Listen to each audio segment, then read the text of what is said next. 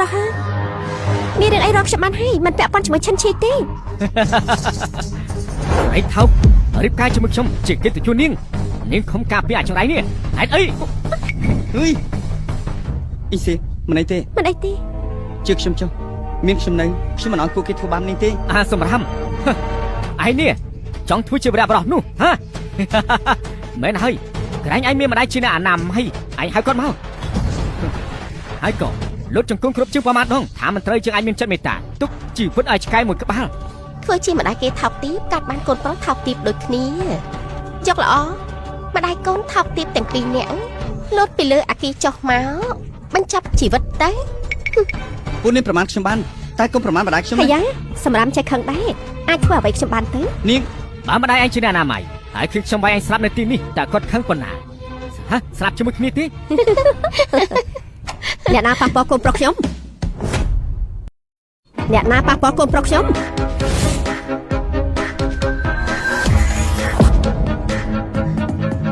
អ្នកណាគេហ្នឹងម៉ាក់អ៊ំស្រីនាងម្នាក់នេះមើលទៅគ្រាន់បើតាមពិតម្ដាយរបស់សម្រាប់នាងតានិយាយចិញ្ចាមកសុំទូជំនួសកូនសម្រាប់នេះមែនទេ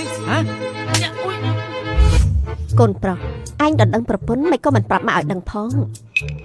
គាត់ទាំងពីរជាដន្លងត្រូវទេក្មេងមិនយល់ការក្នុងនាមជាម្ដាយខ្ញុំយកចំនួនជប់មុខមកជន់ដន្លងទាំងពីរកុំធ្វើក្រន់បាអ្នកណាដន្លងអ្នកឯងមើលការស្លៀកពាក់ចោះទឹកក្រិចស្អុយកក្រឹកសំធ្វើចិត្តដន្លងគ្រួសារប៉ាយទេគ្រួសារប៉ាយខ្ញុំជាអភិជននៅឡុងឈិននេះអ្នកគឺជាមនុស្សដែលមានឋានៈតូចទាបចង់តោគ្រួសារយើងផងអីកូនស្រីល្អម្នាក់បែរជាមានឪពុកម្ដាយមើលឃើញតែផលប្រយោជន៍បើគុំតែខ្ញុំលាក់មុខសមាជិកភាពកុំអីមិនឃើញមុខមាត់ពិតពួកគេទេ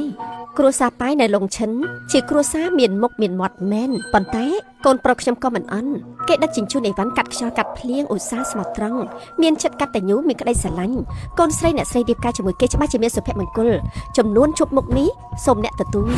អ្នកណាធំហ៊ានមកដណ្ដើមគុំប្រសាគ្រួសារហើជឹងនោះថាកែហើមិនរំខានលងចេញមកដល់ខ្លួនឯងអញ្ចឹងលោកប៉ានិយាយចានោះជោគបណ្ដាការចូលមកស្ដីដណ្ដឹងដណ្ដើមគុំប្រសាគ្រួសារហើហើយតែកំភ្លេចខ្ញុំទៀតដណ្ដើមគុំប្រសាតែកំភ្លេចគុំខ្ញុំទៀតនិយាយទៅបញ្ជីនេះគិតបែបណាអ្នកនាងប៉ាយនៅកូនប្រុសខ្ញុំស្រឡាញ់គ្នាគឺកូនប្រុសលោកដណ្ដើមប្រពន្ធកូនខ្ញុំអញ្ចេះចុះយើងភ្នាល់គ្នាមើលមិនដែរអ្នកណាចាញ់ត្រូវបោះបង់សិទ្ធិចំមេត្រីជាមួយគ្រួសារភ្នាល់បែបណាបើជាការដណ្ដឹងយើងភ្នាល់គ្នាថាបណ្ដាការអ្នកណាច្រើនជាងម៉ាក់ឈ្គូទេអីបណ្ដាការរបស់គេមានតម្លៃ200លានយើងមានអីប្រៀបជាមួយគេត្រឹមតែ200លានរបស់យើងថ្លៃជាងគេទៀតចំជួតមែនត្រឹមជាអ្នកបោះសម្អាតហ៊ានមកប្រកួតជាមួយគ្រូសាហើយជើងផុងហ៎លោកគ្រាន់តែនិយាយថាហ៊ានមិនហ៊ានម៉ាក់កុំលេងសើចអីពួកយើងឆាប់ទៅវិញទៅម្ដាយកូនពួកយើងទៅជួបគ្នាខ្ញុំមិនចង់នាំទុកដល់ម៉ាក់ទេកុំបារម្ភកូនប្រុសមានម៉ាក់ហើយថ្ងៃនេះធានាដល់ប្រពន្ធឯងអត់ទាន់តែបានស្ដាប់ម្ដាយកូនពួកគេអ៊ុតទៅមករឿងកាត់រកគ្នាប៉ាភ្នាល់ទៅប៉ុន្តែអ្នកណាចាញ់ត្រូវស្រាតខោចេញហើយរត់ទៅនៅកន្លែងមនុស្សច្រើនបំផុតនៅឡុងជិនដើម្បីឲ្យពួកគេបានចុះកាសែតអ៊ំស្រីកុំភ្នាល់ជាមួយពួកគេអីទោះបីយ៉ាងណាខ្ញុំនៅតែរៀបការជាមួយឈិនឈីមិនខ្លាចគេគំរាមសំជានារីក្លាហានតែកូនប្រសាកុំបារម្ភអីរឿងនេះជាមិនចាញ់អ្នកណាទេអ្នកដឡងមើលនេះរើពេញកំបាយកំបាក់មកពីណាចេះកំប្រាប់ណាថានៅពេលដែលបោះសម្រាមឬតាមផ្លូវមកនោះមនុស្សតូចទាបនៅតែតូចទាបឬសម្រាមធ្វើជាបណ្ណាការធ្វើអស់សំណាចមែនយកទៅវិញទៅគ្រាន់តែឃើញលាក់ចង់ក្អួតមិនលាក់បាំងទេពិតជារបស់ខ្ញុំរើសមែនប៉ុន្តែជាពេញពណ៌ផ្ទៃមេឃមានតម្លៃណាស់ជួនអ្នកដន្លងស័ក្តិសមបំផុតត្រូវហើយរបស់នេះរាជសេកគុជជាវត្ថុសម្រាប់ជូនចៅប្រុសខ្ញុំអ្វីសំខាន់ជាងនេះទៀតនេះជាវិឡាមួយនៅឡុងឈិនប្រគល់ជូនកូនប្រុសនិងកូនប្រសារបស់ខ្ញុំម៉ាក់ខ្ញុំដឹងថាម៉ាក់ចង់ខ្ញុំល្អតែម៉ាក់មិនត្រូវធ្វើបែបនេះទេដើម្បីកុហកគេនាំតែពិបាកដល់ខ្លួនណាកូនប្រុសរឿងមង្គលការឯងក្នុងនាមជាម្ដាយមានភារកិច្ចជួយចាត់ចែងឲ្យកូនឯងចាំទៅមើលទៅសូមជាម្ដាយនៃកូនគ្នាពិតមែនម្នាក់បន្លំធ្វើជាអភិជនលាក់មុខយកសម្រាមធ្វើជាម្ដាការធ្វើដូចមែនទេឧទាហរណ៍ជាវេលាលេខ1តើមានដឹងដែរទេថាវេលាលេខ1មានតម្លៃប៉ុន្មានដែរទេតើដឹងដែរទេវេលាលេខ1ជាវេលាស្ដុកស្ដាប់បំផុតថាបំផុតតម្លៃ1000លានតម្លៃជ្រឹងក្រោយទេវេលាលេខ1តំណាងឲ្យអំណាចអាចទិញវេលាលេខ1បានតតែមហាសេដ្ឋីសម័យតែគ្រូសាហើខ្ញុំក៏គ្មានសិទ្ធិដែរត្រឹមជាអ្នកបោះសម្អាតមិនលុយឯណាទៅទិញវេលានោះទៅសម័យនេះចង់អួតក៏ត្រូវប្រែខួរក្បាលដែរឈិនឈីឆាប់នាំអ៊ំស្រីទៅវិញពុំនោះទេបើបង្ករឿងកាន់តែធំអាចនឹងពិបាកដកខ្លួនមកវិញម៉ាក់ពួកយើងទៅវិញទៅហេជប់សិនលោកចង់យ៉ាងម៉េចទៀតការភ្នាល់មុននេះគ្រប់នេះសុទ្ធតែបានលេហ៊ានភ្នាល់ហ៊ានចាញ់ខ្ញុំចង់ឲ្យពួកគេពីរនាក់ដើរស្រាតតាមផ្លូវ អ្នកប្រហើដូចជាប្រមាថគេពេកហើយបើចង់ឲ្យធ្វើអញ្ចឹងមែនម្ដាយកូនពួកគាត់ទាំងពីរងាប់មកលេងរួចរៀងរហូតដល់ទឹកដីឡុងឈិននេះ អ្នកណាឲ្យវាមកដណ្ដើមស្រីជាមួយខ្ញុំនោះនេះគឺជាលទ្ធផលដែលធ្វើឲ្យខ្ញុំខឹងយ៉ាងម៉េចមិនហ៊ានចាញ់ ហ៊ានខ្នោះហ៊ានចាញ់ស្រាប់ទៅស្រាប់ទៅ នៅឯអង្គដល់ណាទៀតស្រាប់ទៅឬមកក៏ចង់ឲ្យខ្ញុំឲ្យគេមកជួយស្រាត ពួកលោកកុំធ្វើបាបគេពេកណា ប៉ាមើលទៅបែបនេះពួកគេចង់ឲ្យពួកយើងជួយស្រាតអ្នកយឹមស្រាតឲ្យពួកគេដើរតាមផ្លូវទៅ ឈប់សិន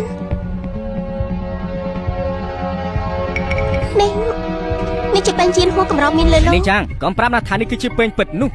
វត្ថុកម្រនៅលើលោកខ្ញុំចាំបានថានៅក្នុងពិធីដេញថ្លៃគ្រូសាចាងធ្លាប់មានអ្នកដេញថ្លៃពេញនេះបាក់បែកក្នុងតម្លៃ300លានអ្នកនេះចាងគូតែនៅចាំច្បាស់ណាស់មែនទេនឹង មិនខុសទេពេញជាហួរជាវត្ថុកម្រមិននឹកស្មានថាខ្ញុំមានសំណាងបានឃើញដល់ទៅមួយគូថ្ងៃនេះនៅស្អាតឥតខ្ចោះតម្លៃអាចលើពេញជាហួរបាក់បែកទៅទៀត អើយសយ៉ាវឲ្យមានច្រឡំទីដឹងគេគ្រាន់តែជាអ្នកបោះសម្អាតតាមផ្លូវមិនអាចមានពេញយានឈីហួរទៅ គ្រូសាយ៉ាងរកស៊ីដេញថ្លៃរាប់រយឆ្នាំខ្ញុំរៀនមើលរបស់តាមប៉ាខ្ញុំតាំងពីក្មេងវត្ថុមានតម្លៃខ្ញុំជំនាញមើលបំផុតធ្លាប់ឆ្លងកាត់វត្ថុរាប់ពាន់មិនដែលខុសទេលោកសង្ស័យសមត្ថភាពខ្ញុំទេ អីយើរឿង តែនេះចាងនៅក្មេងខ្ចីជួនកាលអាចមានការខ្វះចន្លោះកថាបានគ្រូសាខ្ញុំមានការស្រាវជ្រាវវត្ថុបុរាណខ្លះដែរយកលោកឲ្យខ្ញុំជួយទៅពិភាក្សាមើលដើម្បីដឹងការពិតប៉ានេះគ្រាន់តែជាសម្រាប់លើតាមផ្លូវឆាប់ចាត់កំភ្លៀងគេទៅឲ្យឆាប់ឡើងមិនអាចទេឆ្លាក់ឡើងលំអិតពណ៌ផ្ទៃមេឃដិតនេះជាពេញជាឈិញហួរពិតប្រកបណាស់ហ៎ ពិតជាយានឈិញហួរអញ្ចឹងវាមានតម្លៃខ្លាំងណាស់ បើយានឈីហួរពិតប្រកបរបស់នៅទាំងមូលបែបនេះមានលុយក៏ទិញមិនបានដែរប៉ុន្តែគេគ្រាន់តែជាអ្នកអនាម័យហេតុអីបានជាមានរបស់កាត់ថ្លៃមិនបានបែបនេះម៉ាក់នេះ រាជសីគុយសល្បីថាគឺជាវត្ថុទើបកម្ចាត់ព្រាយបិសាចក្នុងរាជវាំងថាវាជារបស់ពិតដែរលិខិតបញ្ជាក់ចលនាទ្រព្យបិទមាសពីលើ